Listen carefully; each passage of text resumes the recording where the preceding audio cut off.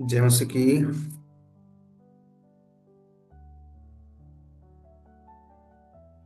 आइए हम आज की बाइबल अध्ययन शुरू करेंगे।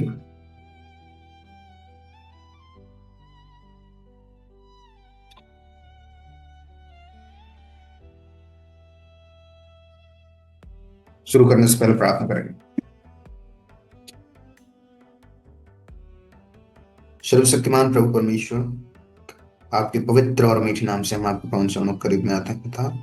धन्यवाद देते हैं आपके प्रेम और आपकी दया के लिए जो आपने हमारे जीवन में दिया है कि एक बार फिर पिता परमेश्वर प्रभु इस जून के माध्यम से हम इकट्ठे होकर आपके नाम की महिमा कर सकें। हम धन्यवाद देते हैं आपकी करुणा और आपकी दया के लिए जो आपने हमें हमारे जीवन में दिया है। पिताजी होने दें ताकि हम प्रभु आपके पवित्र नाम से प्यारे पिता परमेश्वर जो वचनों को पिता परमेश्वर आज पढ़ते हैं, मनन करते हैं पिता, उसमें मेरे प्यारे प्रभु आपकी अगुवाई और आपकी सामर्थ्य को चाहते हैं।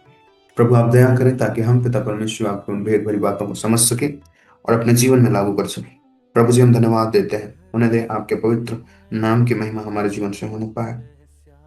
विशेष प्रार्थना करते हैं उत्पत्ति अध्याय 19 और 20 को जब हम मनन करते हैं मेरे प्यारे परमेश्वर, आपकी अगुवाई हमें चाहिए मेरे प्यारे पिता परमेश्वर प्रभु, आपकी स्वर्गीय समझ हमें चाहिए जिससे कि हम आपके वचन को समझ सके और अपने जीवन में लागू कर सके। परमेश्वर हम आपको धन्यवाद देते हैं, सारी बातों में आपको महिमा देते हुए इस प्रार्थना को आपके पवित्र जीवित सामर्थ्य नाम से मांग लेते हैं। सुने और दया से कबूल करें, आमीन। ओके, हम लोग आज की मनन शुरू करेंगे और उत्पत्ति अध्याय 19 की ओर हम लोग आगे बढ़ेंगे और इसमें से परमेश्वर का वचन क्या बताना चाह रहा है उसके बारे में हम लोग देखेंगे। सो पढ़ेंगे हम लोग उत्पत्ति अध्याय 19। यहाँ पर सदोम की दुष्टता के बारे में जिक्र किया गया है और उस बारे में हम लोग देखेंगे। यहाँ पर लिखा है, सांझ को वे दो दूत सदोम के पास आए और लूत सदोम के फाटक के पास बैठा था। उनको देखकर वह उनसे भेंट करने के लिए उठा और मुंह के बल झुककर दंडवत कर कहा, हे मेरे प्रभुओं, अपने दास के घर में पधारो और रात भर विश्राम करिए और अपने पांव धोइए, फिर भोर को उठकर अपने मार्ग पर जाइए। उन्होंने कहा, नहीं, हम चौक ही में रात बिताएंगे। पर उसने उनसे बहुत विनती करके उन्हें मनाया, इसलिए वे उसके साथ चलकर उसके घर में आए और उसने उनके लिए भोजन तैयार किया और बिना खमीर की रोटियां बनाकर उनको खिलाई। उनके सो जाने से पहले सदोम नगर के पुरुषों ने जवानों से लेकर बूढ़ों तक, वरन चारों ओर के सब लोगों ने आकर उस घर को घेर लिया और लूत को पुकार कर कहने लगे, जो पुरुष आज रात को तेरे पास आए हैं वे कहाँ हैं? उनको हमारे पास बाहर ले आ कि हम उनसे भोग करें। सो यहाँ पर हम लोग सदोम के बारे में देखते हैं कि सदोम जो है किस तरह से दुष्टता में पड़ा हुआ था। यहाँ पर सदोम के बारे में देखते हैं तो हमको पता चलता है कि वहां का जो पाप था वो आसमान को छूने लगी थी। सदोम में रहने वाले हर एक नागरिक, हर एक निवासी जो लोग थे वहां पे, उनका पाप आसमान को छूने लगा था। हम लोग यदि वहीं पर देखें तो दूसरे शहरों में जो है धुएं ऊपर उठ रहा होता है, लेकिन सदोम में हम पाप को ऊपर उठते हुए देखते हैं उनकी दुष्टता की वजह से। हमने पिछले दिनों में पढ़ा है कि अब्राहम जो है जहां जहां जाता था और परमेश्वर का दर्शन पाने के बाद, परमेश्वर से बातचीत करने के बाद वो वेदी बनाता था, है ना, बलि चढ़ाता था। तो हम लोग देखते हैं कि वेदियों का, बलिदानों का एक धुआं ऊपर उठ करके जाता है इसी धर्मी की वजह से अन्य शहरों में। लेकिन ये सदोम एक ऐसा जगह था, एक ऐसा गांव या एक ऐसा शहर था जहां से पाप ऊपर उठ रहा था, जिस चीज से परमेश्वर प्रसन्न नहीं थे। और वहां पाप इतना बढ़ गया था कि स्वर्गदूत भी उतर कर जांच करने के लिए आने लगे थे।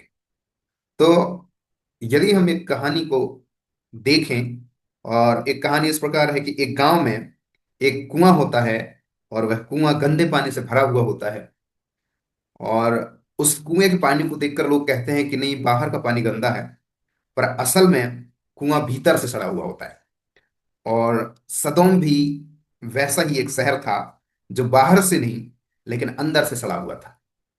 तो इस बात से ये हमको समझ में आता है कि जब मन सड़ जाए तो शहर बच नहीं सकता। या फिर सरल रीति से यदि हम समझें तो वहां के जो लोग थे उनका मन जो है सड़ चुका था और वो जो शहर थी बचने के कगार में बिल्कुल भी नहीं था, क्योंकि उनकी मन जो है पूरी तरह से क्या हो गई थी, सड़ चुकी थी।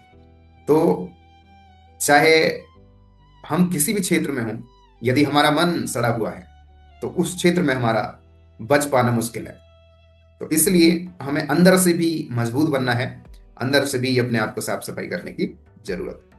हम लोग परमेश्वर के वचन 19 का 6 और 11 में हम लोग आगे देखेंगे, लेकिन उससे पहले जब हमने 19 से 1 से लेकर 5 तक पढ़ा, तो यहाँ पर हम लोग को सदोम के जो दुष्ट लोग थे उनके बारे में पता चलता है कि वो लोग इतने मतलब इतने दुष्ट थे कि वो लोग अनैतिकता का काम मतलब करना चाह रहे थे। जो परमेश्वर के दूत आए हुए थे, स्वर्गदूत, जांच करने के लिए कि उनका पाप कितना बड़ा है, उनके साथ भी उन्होंने अनैतिकता का व्यवहार करने के लिए सोचा, और इसलिए उनके साथ में क्या होता है वो हम आगे देखेंगे। सो उससे पहले लूत की घर की स्थिति को थोड़ा देखते हैं कि लूत एक धर्मी व्यक्ति होता है, लेकिन इसकी गलत चुनाव की वजह से पिछले दिनों में हमने देखा था कि अब्राहम और लूत के चरवाहों के बीच में जो लड़ाई हुई थी, उसके बाद परमेश्वर का दास अब्राहम ने निर्णय लिया कि हम शांति का मार्ग चुने, और वो जो है लूत से कहता है कि हम देखो दोनों परिवार के लोग हैं, अपने आपसी संबंध को हम इन झगड़ों की वजह से खराब ना करें। इसलिए परमेश्वर का दास अब्राहम कहता है कि जो जगह तुमको चाहिए उस जगह को तुम ले लो, और यदि तुम पूर्व की ओर लेते हो तो मैं पश्चिम की ओर चला जाऊंगा, है ना। तो वहां पर वो बोलता है कि यदि तुम उत्तर की ओर जाते हो तो मैं दक्षिण की ओर चला जाऊंगा। सो शांति का एक निर्णय जो परमेश्वर का दास था उसने लिया था, लेकिन लालच में आकर लूत ने क्या देखा, हरियाली देखा, अच्छे घास वाले जमीनों को देखा, और उसके बाद ये उस जगह पर बस गया।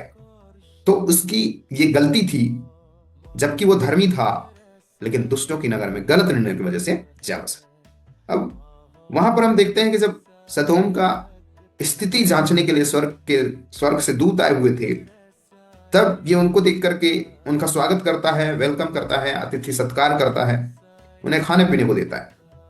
और उसके बाद जब शाम हो जाता है, जब वो सो जाते हैं, तब हम देखते हैं कि शहर के जो लोग थे वो अनैतिकता का कार्य करने के लिए अंधे हो चुके थे। लेकिन हम उसके तुरंत बाद देखते हैं कि ये जो दूत होते हैं, इन लोगों ने उन्हें क्या कर दिया, अंधा कर दिया, और ये लोग एक दूसरे को वहीं पर टटोलते रह गए। तो ध्यान देने वाली बात यह है कि शरीर अंधा होना खतरनाक है, पर आत्मा अंधा होना घातक है।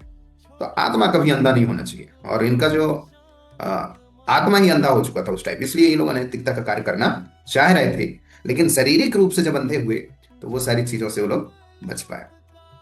उसके बाद हम आगे देखते हैं 12 से 17 पद में, जहां पर परमेश्वर का वचन लूत को सदोम से निकालने के लिए परमेश्वर के दूत वहां पर होते हैं और उससे कहते हैं कि भाई आप जितना जल्दी हो सके यहां से निकल जाओ। 12 पद में लिखा है, फिर उन अतिथियों ने लूत से पूछा, यहाँ तेरा और कौन कौन है, दामाद, बेटे बेटियां और नगर में तेरा जो कोई है, उन सबों को लेकर इस स्थान से निकल जा, क्योंकि हम यह स्थान को नष्ट करने पर हैं। इसलिए कि इसकी चिल्लाहट यहोवा के सम्मुख बढ़ गई है, और यहोवा ने हमें इसका सत्यानाश करने के लिए भेजा है। तो वो जो दो दास होते हैं, वो लोग बोलते हैं भाई आपके जो भी रिलेटिव हैं, जो भी हैं, उनको लेकर के आप क्या करो, यहां से निकल जाओ, क्योंकि हम इसको नाश करने वाले हैं। तो स्पष्ट परमेश्वर का वचन कहता है भागो, क्योंकि परमेश्वर दंड देने को तैयार है। दूतों ने उसको आगाह किया कि लूत अपने परिवार समेत इस जगह से क्या कर, भाग जा, क्योंकि परमेश्वर दंड देने पर है। सो उत्पत्ति 19 का 12 से 17 में इस पूरे पैसेज में हम लोग इस बारे में देखते हैं। स्वर्गदूतों ने बोला कि भागो, अपना जीवन बचाओ, पीछे मत देखना। भागो, अपना जीवन बचाओ और पीछे मत देखना, इन लोगों ने चेतावनी दिया।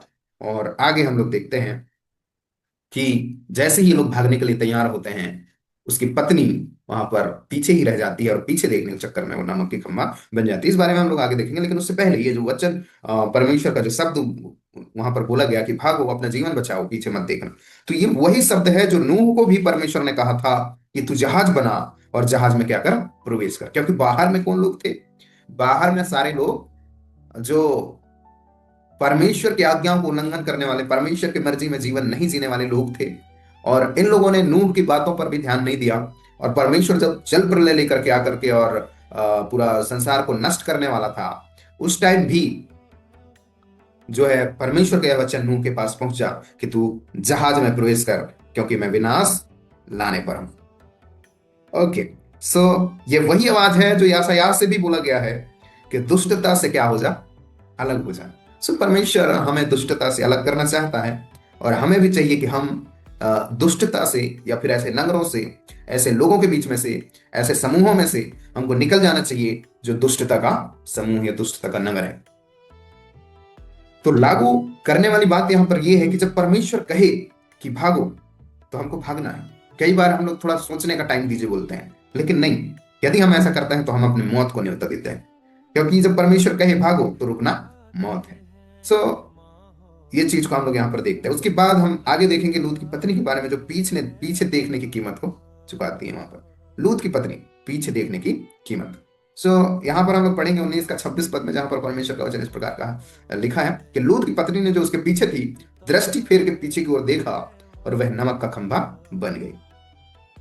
तो जब उन लोगों ने ऑलरेडी चेतावनी दिया था कि तुम यहां से भाग जाओ, पीछे देखने की जरूरत नहीं है, तो लूत की पत्नी पीछे देखी क्यों?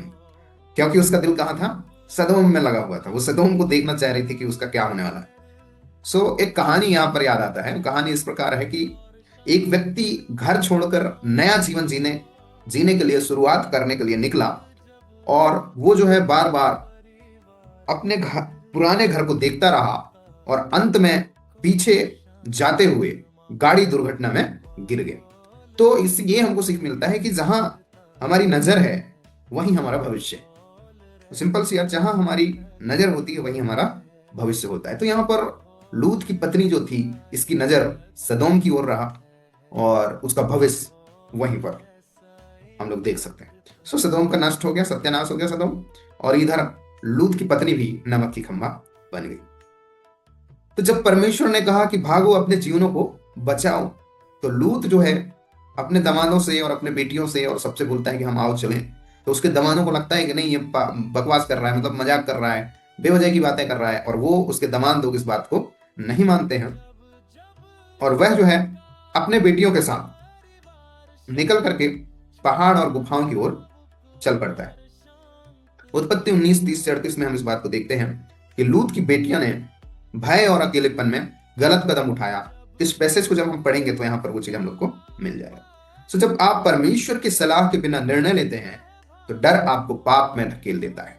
तो यहाँ पर लूत की बेटियों के बारे में देखते हैं कि ये लोग अकेलेपन और मतलब इनको एक डर था कि नहीं, हमारे पिताजी का वंश अब आगे नहीं बढ़ेगा, है ना, और ऐसे कई प्रकार की बातें उनके मन में आता है और वो लोग गलत कदम उठाते हैं। और वो बात इस बात को दिखाता है कि जब हम परमेश्वर की सलाह के बिना निर्णय लेते हैं तो डर हमको पाप में धकेल देता है। आगे हम लोग पढ़ेंगे 20 अध्याय और उसके मुख्य बातों को हम लोग देखेंगे। 20 अध्याय उसका 1 पद में परमेश्वर का वचन कहता है, फिर अब्राहम वहां से निकलकर दक्षिण देश में आकर कादेश और सूर के बीच में ठहरा और गरार में रहने लगा। और अब्राहम ने अपनी पत्नी सारा के विषय में कहा, वह मेरी बहन है। इसलिए नगर के राजा अबीमेलेक ने दूत भेजकर सारा को बुलवा लिया। रात को परमेश्वर ने स्वप्न में अबीमेलेक के पास आकर कहा, सुन, जिस स्त्री को तूने रख लिया है उसके कारण तू मर जाएगा, क्योंकि वह सुहागिन है। परंतु अबीमेलेक उसके पास ना गया था। इसलिए उसने कहा, हे प्रभु, क्या तू निर्दोष जाति का भी घात करेगा? क्या उसी ने स्वयं मुझसे नहीं कहा, वह मेरी बहन है? और उस स्त्री ने भी आप कहा, वह मेरा भाई है। मैंने तो अपने मन की खराई और अपने व्यवहार की सच्चाई से यह काम किया। परमेश्वर ने उसे स्वप्न में कहा, हाँ, मैं भी जानता हूं कि अपने मन की खराई से तूने यह काम किया है, और मैंने तुझे रोक भी रखा कि तू मेरे विरुद्ध पाप ना करे। इसी कारण मैंने तुझको उसे छूने नहीं दिया। यहाँ पर हम लोग देख रहे हैं कि परमेश्वर का जो वचन है, उत्पत्ति 20 अध्याय उसका 1 पद से लेकर के 6 पद तक हम लोगों ने पढ़ा, जहां पर राजा अबीमेलेक और अब्राहम और उसकी पत्नी के बारे में जिक्र हो रहा है। अब्राहम इस डर से कि कहीं ये मुझे मार न डाले, और इसलिए वो अपने पत्नी को क्या बोलता है कि यह मेरी क्या है, बहन है। और लोगों ने भी राजा अबीमेलेक से कहा कि यह जो है उसकी बहन है, क्योंकि उन लोगों ने ये बात को तय करके रखा था कि तुम ये कहना कि मैं उसकी बहन हूं और मैं कहूंगा कि मैं उसका भाई हूं। तो इस तरह से उन लोगों के बीच में जो बात हुई थी, और वही चीज को ध्यान में रखते हुए वो जो राजा थे वो उसकी पत्नी को अपना पत्नी बनाने की इच्छा से उसको लेकर के आ जाते हैं। यहाँ पर हम लोग देख रहे हैं कि अब्राहम और उसका जीवन को हम लोग देखने को पाते हैं इस 20 अध्याय में। विश्वास का मनुष्य भी गलतियां करता है।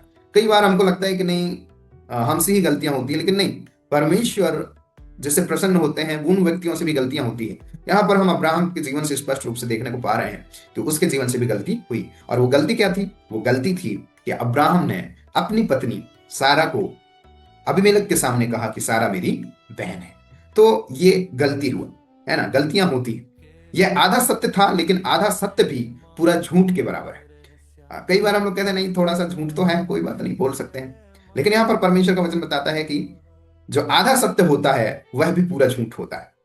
पतरस ने कहा कि मैं इसे नहीं जानता कि ये कौन है ना, मैं यीशु को नहीं जानता हूं, बोलता है। जब यीशु मसीह को क्रूसीफाई के लिए, मतलब उस रात जो गतसमनी के बाग में से उसको पकड़ कर लेकर के आए थे, उस रात में पतरस कहता है कि नहीं, मैं प्रभु यीशु मसीह को नहीं जानता कि वो कौन है।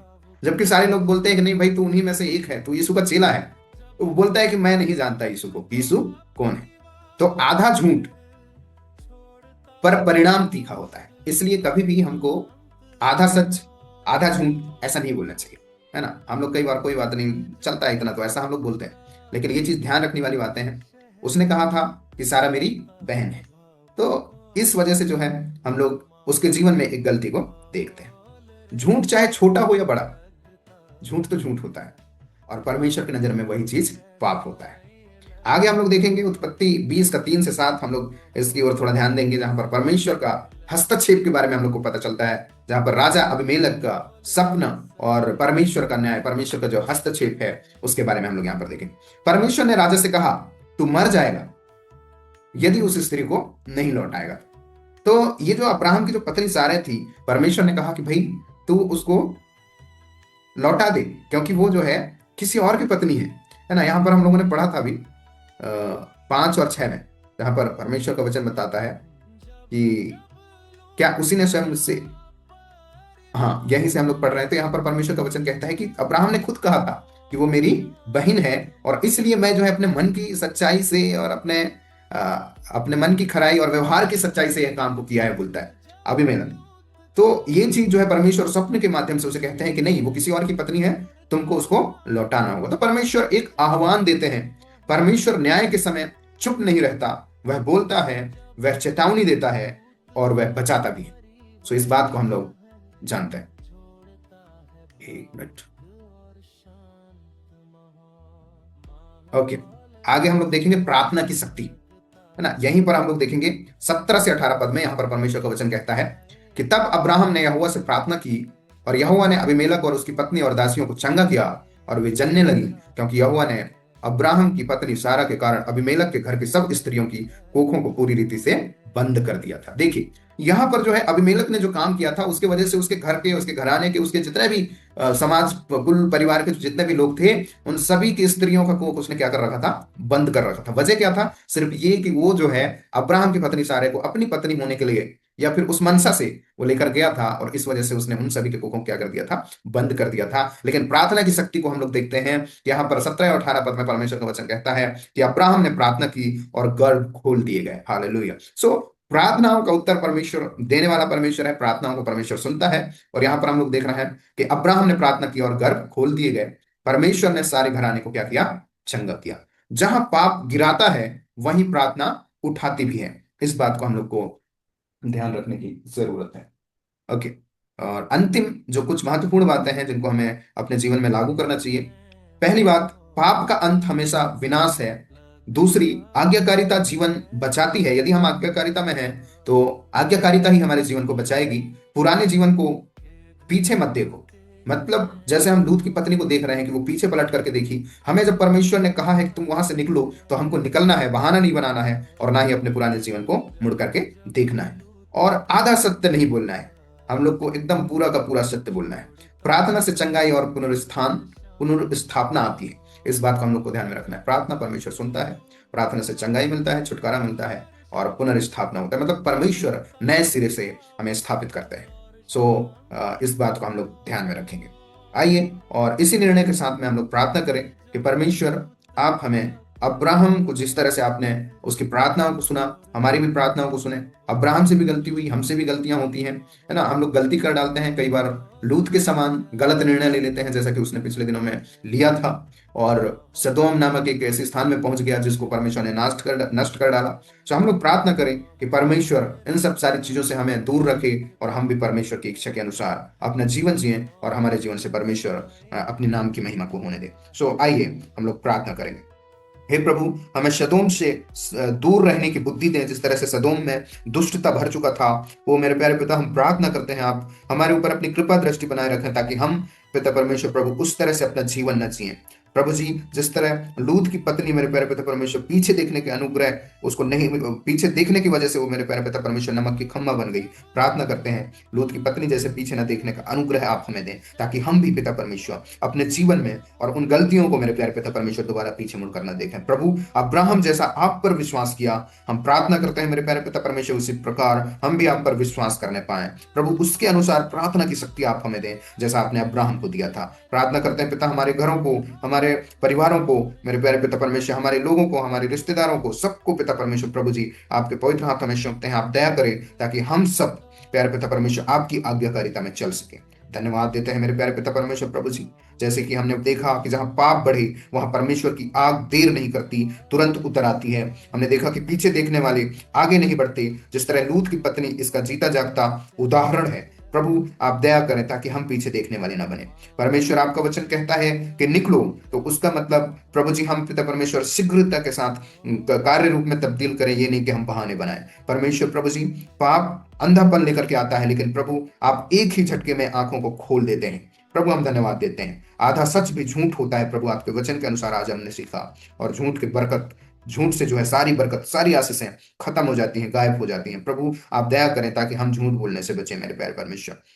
प्रभु जी, प्रार्थना करते हैं जब परमेश्वर बचाने पर, प्रभु आप जब बचाने पर आते हैं तो दुश्मन भी मददगार बन जाता है मेरे प्यारे पिता। इस बात को हम पिता परमेश्वर आपके जीवित वचन से हमने देखने को पाया कि जब अब्राहम अब्राहम को इस बात का डर था कि कहीं मुझे राजा मार ना डाले, लेकिन प्रभु जब आप बचाते हैं तो दुश्मन भी मददगार बन जाता है मेरे प्यारे पिता परमेश्वर प्रभु जी। हमने देखा कि लूत बच गया क्योंकि उसने आज्ञा मानी, उसकी पत्नी मर गई क्योंकि उसने पलट कर देखा। प्रभु जी, हमें भी आप आज्ञा मानना सिखाएं ताकि हम आपकी आज्ञाओं को मानने पाए। प्रभु, जिसे तुम छोड़ नहीं पाते वही दुष्ट तुम्हें नष्ट कर देता है। यहाँ पिता परमेश्वर प्रभु आपका वचन हमें सिखाता है कि जिन बातों को, जिन चीजों को, जिन आदतों को हम छोड़ नहीं पाते, और वही अंत में हमको नष्टता की ओर लेकर के जाती है पिता परमेश्वर। प्रभु, आप ऐसे चीजों से आप हमें दूर रखें प्रभु, ताकि हम पिता परमेश्वर प्रभु जी आपकी इच्छा के अनुसार जीवन जीने पाए।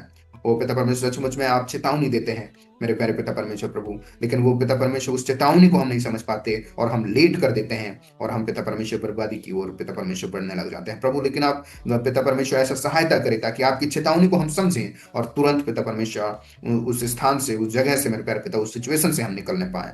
प्रभु, हम धन्यवाद करते हैं हर एक बातों के लिए। ओ मेरे प्यारे पिता परमेश्वर, एक बार फिर से यहाँ पर उपस्थित हर एक को आपके पवित्र हाथों में सौंपते हैं। मेरे प्यारे पिता परमेश्वर, हर एक के जीवन में आपके नाम की महिमा होने पाए। प्रार्थना करते हैं मेरे प्यारे पिता परमेश्वर, आप हमारे विश्वासों को बढ़ाएं और लगातार पिता परमेश्वर आपके बाइबल अध्ययन करने के लिए आप हमारी सहायता और मदद करें, ताकि हम पिता परमेश्वर प्रभु जी इसी रीति से दिन प्रतिदिन आपके वचनों में आगे बढ़ सके, आपके वचनों में से सीख सकें और अपने जीवन के द्वारा आपके नाम को महिमा देने पाए। धन्यवाद, सारी बातों में आपको महिमा देते हुए इस प्रार्थना को आपके पवित्र जीवित सामर्थ्य नाम से मांगते हैं, सुने और दया से कबूल करें। आमीन आमीन। ठीक है, थैंक यू। फिर मिलेंगे हम लोग कल सेम टाइम पे 21 और 22 अध्याय के साथ। थैंक यू, टेक केयर, सभी को जय मसीह की, गुड नाइट।